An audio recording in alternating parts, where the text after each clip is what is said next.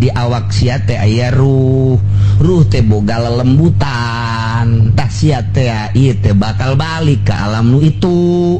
Di mana-mana sia engke balik riweuh ku urusan jisim atuh ruh sia teh disijen yakni di penjara.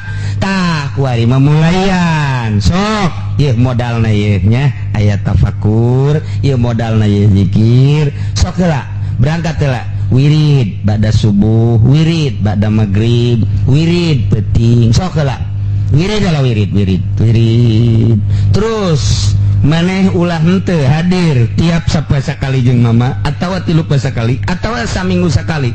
Ayo hadir bae heulana dir ngaji da aya nu umum aya nu khusus. Terus atuh moal bisa ngajual warung aya resep ka warung. Jang kege warung teh jadi hayalan. Jadi hayalan Pak. Warung teh menjadi supermarket.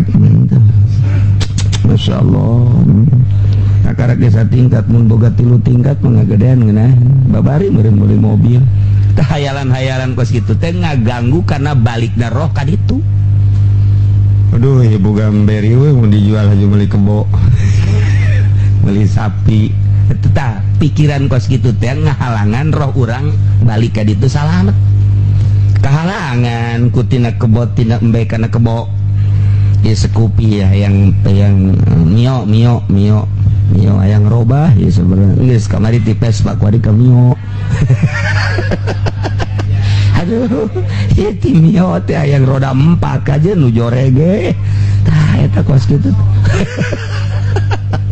Tah eta kahalangan, teh kos kitu teh eta kahalangan. Ya Allah. Pantuan Syekh Abdul Qadir bejana cenah sugih pan jadi kutub teu aya di benak hati. Tamaja daratang sorangan, datang aya jeung eueuh da akur.